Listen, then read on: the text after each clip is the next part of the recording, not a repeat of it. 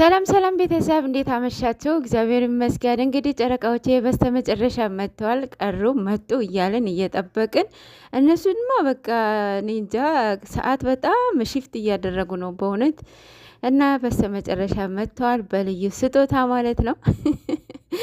ወይኔ ስታምር መስማም ማርያም በጣም ነው የምታምረው። እንግዲህ ቤታቸው እንስሳ በእንስሳ ሊሞሉት ነው ማለት ነው። እናንተም እኛ ልጆች እየጠበቅን እናንተ ጭራሽ ውሻ እያላችሁ ነው። እና ልጆቹ እንዴት ይምጡ እንዲህ አሁን ኧረ በስመ አብ። ያው እነሱ በጊዜ ሂደት ይመጣሉ።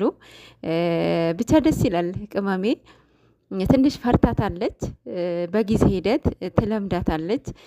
ምንድነው ግምቷ ግን ሌላ ነገር ነበረ። ምንድነው ግምቷ የገመታችሁ እናንተ? እኔ ገምቻለሁኝ ግን አንናገርም። የገመታችሁ የገባችሁ የቅመምዬ ግምት ማለት ነው። በኮሜንት ንገሩኝ ማለት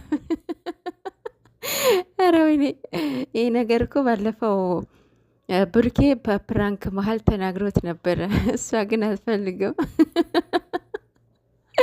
እና እሱ ነው ወይስ በጣም ተገምታለች። ምክንያቱም የሚናገር ሰው ነው ማለት እኔ የሚደብረኝ የሚያጫወተኝ ምንድን ነው እያለች ሌላ ቦታ ነበረ የሄደችው፣ ግን ደግሞ እያላሰበችው ነው።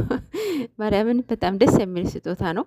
ውሻው በጣም ታምራለች። የቤት ውስጥ እንትናት ውሻ ናት ማለት ሰሞኑ የሆነ አነጋጋሪ የሆነ ነገር አለ ማለት የሆነ ውሻ ማለት ነው። በነገራችን ላይ አንድ ውሻ ትንሽ እንትን ካለው ሁሉም ውሻዎች ነው የሚበክሉት ማለት ነው። ሶ ውጪ ያላችሁ ውሻ ጥንቃቄ እንድታደርጉ።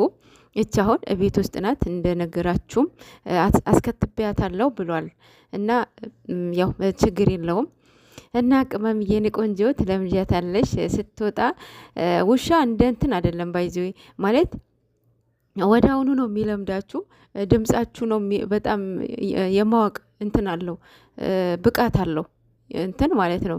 ካቀረባችሁት በስማሙ የእውነት የማወቅ ችሎታቸው በስማሙ ሀይ ነው። አሁን እህቴ ቤት ሁለት ግብብድዬ ውሻዎች አሉ። ባልዋ ሲመጣ መኪናውን ገና ከርቀት ድምፁ ሁላ ያውቁታል። እመቤቴን ክፈቱ ነው በር ይሁን አላቅም፣ ግቢውን በአንድ እግር ነው የሚያቆሙት። እና በጣም ይገርመኛል። እና አሁን ብሩኬ እንዳለውም እውነቱ ነው። ስመጣ በጣም ነው የምትጭሆው ብሏል። እና እውነት ነው ይሄ እኔ መሰክራለሁ ማለት ነው። ቅመሜም በጊዜ ሂደት ትለምደዋለች። በድንጋጤ ልሞት ነበረ ግን አመሰግናለሁ ብላ አንድ ገልብ ሰጥተዋለች። በጊዜ ሂደት ትለምጃለሽ የኔ እናት። እንትኖቹ ራሱ አድገዋል አይደል? ጥንቻሎቹ ማለት ነው። ውሻዋ እንደ ጥንቻል ሆዳም ነች ብዬ አላስብም። ጥንቻሎች በስማ ምግባቸው በጣም ነው የሚበሉት። በጣም ሆዳሞች ናቸው። የካሮት ማአት ነው የሚበሉት። ቆስታ ብቻ አታክልት ነገር ነው የሚበሉት እና በጣም ሆዳሞች ናቸው ውሻዎቹ። አላቅም ያው